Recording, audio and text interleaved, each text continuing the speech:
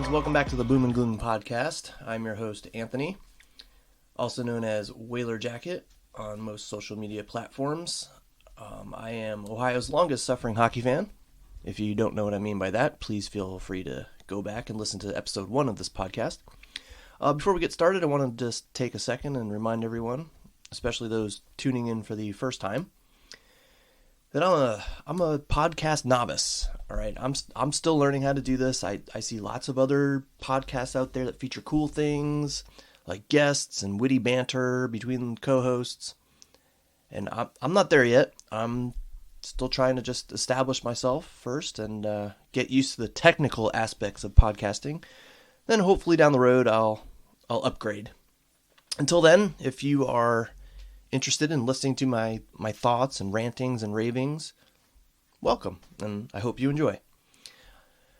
I hope everyone had a fantastic Thanksgiving. It was especially nice to enjoy a day after a Blue Jackets win for a change. Yes, I can actually say the Jackets won a game. After a 9-game winless streak, you almost forget how good it feels when your favorite team notches a win. But unfortunately, that's where we are with the Jackets right now.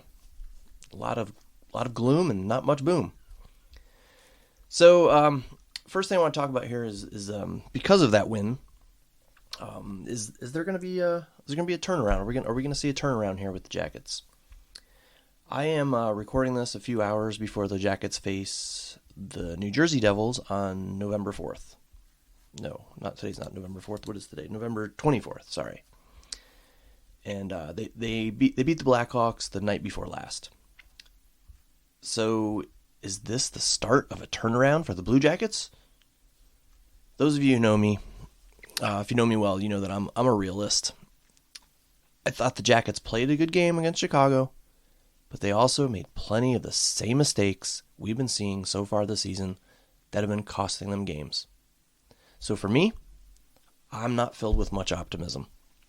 Right now, it's more of a even a blind squirrel finds a nut once in a while type of situation.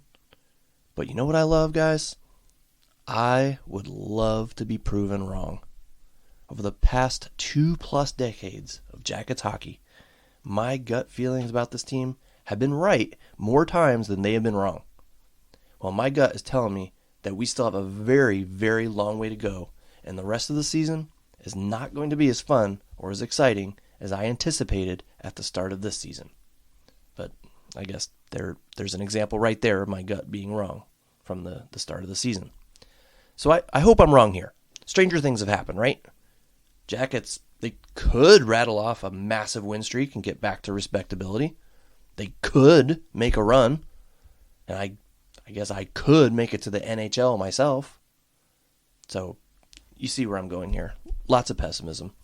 I wish I could be more optimistic, but 23 years of Blue Jackets hockey has kind of conditioned me to be this way. So why not jump ship? All right, that's the next thing I want to talk about. All right, during the most recent losing streak, and let's face it, as fans, we have endured more than our fair share of these losing streaks since the Blue Jackets came into the league. Well, I watched all but one game. I think I only missed one game during that losing streak. Well, I live in Troy, and I admit I don't get to Nationwide Arena very often. So when I say I watch games, it's almost always on TV. Anyway, my routine is that I go into my man cave basement, and I sit at my bar and watch the game while enjoying a beverage or two. When I'm done, I return upstairs where I usually find my wife on the couch watching something on Netflix. Well, she can immediately tell, based on my demeanor, whether the Jackets won or not. And she said something to me the other day, and she said like this several times over the years. She says, "Why do you still watch them?" Or, why don't you just like another team instead? For example, like the Rangers. Most of my family are diehard Ranger fans. So now that I'm doing this podcast, it got me thinking, like really thinking. Why do we, as Jackets fans, continue to do this? Why do we stick around as fans when we have been given so little to cheer for? So little joy over more than 2 decades. What has kept us from jumping to another team. For me, as I said, I live in Troy, which is north of Dayton. I am not a Columbus resident, and I don't get to attend as many games as a lot of other Jackets fans. I totally admit that. I lost my favorite team once, the Whalers, which I talked about in the first episode of this podcast. I had to remove my emotional attachment and allegiance to a team I loved. I speak of the Carolina Hurricanes once they left Hartford. So I've done that. It was hard, but I did it. It can be done. So after so many years of frustration and disappointment with the Jackets, why haven't I done that again? What keeps me and other fans going? Well, to me, it's all about the payoff. I envision what it will be like one day when the Jackets are perennial winners instead of losers. I picture them going deep into the playoffs and dream about them winning the Stanley Cup. Now, considering all the failures this team has experienced and the frustration, the anger, the sadness we've all felt as fans, I think when this team is finally good, like really good for a while, the joy that we will feel will far exceed that of any other hockey fan base. I'm not ashamed to admit that when the Jackets swept the Lightning, I fought off tears. I did. It made me that happy to see my team win one playoff series. Now amplify that times 10. And that's what I will be feeling when the Jackets finally make it farther than that, and somehow, some way, even win the Stanley Cup. I'll be a puddle. I'll be a ridiculous mess. I'll be that happy. So that's one thing that keeps me going.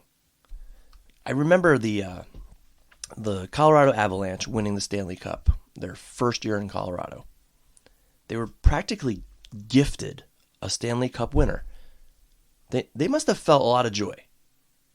But nothing like what we as Jacket fans will feel. Those fans have never suffered. They've never watched their team consistently lose for years and years and years. Similarly, we can say the same thing about Vegas. The Stanley Cup Finals their first year and a cup win 5 years later. Vegas fans, they know joy. But I promise you, the joy they felt will not even compare to what we as Jacket fans will feel. Back in 1992, I believe, the Hartford Whalers slogan was, "Be there when it happens." Yeah, be there when it happens. I was there. It never happened. Well, darn it, I'm going to be there when the Jackets finally do it. Another reason why I've stuck around? The emotional attachment. I mean, come on. When a player plays for your favorite team, you grow to love them. Usually, of course, not always. We all know that there's some players that I won't even mention who we never truly loved and are glad are gone. But you have some kind of emotional bond. They're your team. These guys play for your team. I can't even imagine jumping ship to be a fan of another team.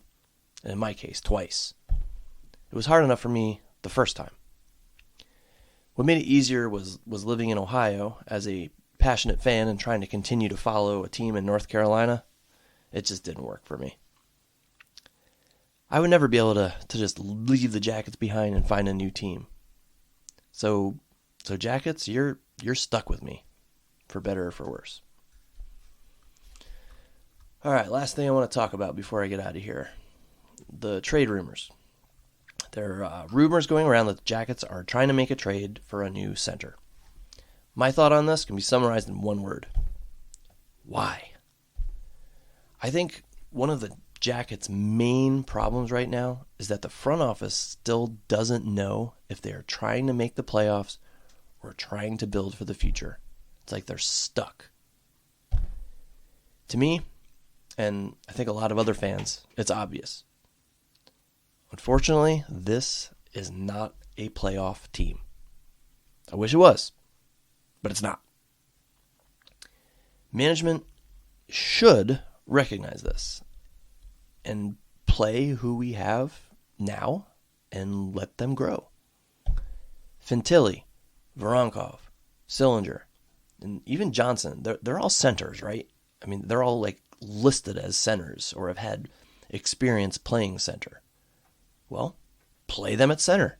Let them grow. Let them make mistakes and learn. If they can't cut it, then you'll know. You'll know that you'll need to go after a center at the end of the season. Now, I may be in the minority here, but I think Boone has done an admirable job as a center. But if you trade for a center now, and from what I've read, they're kind of looking for a top 6 center, then I think you're stunting this team's growth. Okay, you're saying that you think the season is salvageable and you're going to throw away assets in order to do it. I just don't agree with that at all. Now, if you're making a trade with next season and after that in mind as part of your vision for the future, then maybe I'd be okay with it. But as I've said many times, I do not trust this front office's vision any longer. If they make a trade that attempts to make this team immediately better and sacrifices the future in any way, I am not on board. The trades I would support now are the ones that will clear some of our glut at forward and defense. So if netting a center does that, maybe I'm okay with that, depending on who or what is acquired in return. I guess what it boils down to is that I need to see the vision of the Jackets front office. And I know I keep using that word vision, but I need to get a clear picture of what they are building towards. I understand there may be a need for a roster shakeup of some sort. I get that. But it also has to fit into a plan for the future. And be honest, guys, I just don't know what the plan is anymore. Do you? I don't trust the decisions of our front office anymore, and that's sad. I was totally in on the in Yarmo we trust bandwagon for years. Now, I just don't know anymore. I'm not on that bandwagon any longer. All right, guys. Well, I'm going to end right there. Thanks for sticking with me this episode. Again, I'm still learning this whole podcast thing, and I'm hoping to get better and better the more I do this. Thank you for those who have offered advice to me on Twitter and even offered to be guests on the show. I truly appreciate that and hope that I will get there at some point. I hope that reach that point of competence someday with podcasting. But for now, I hope you enjoyed what you heard, whether you agree with my opinions or not. And I hope you'll come back and listen again sometime. Thanks again. Take care, everyone, and hope you have a nice Black Friday.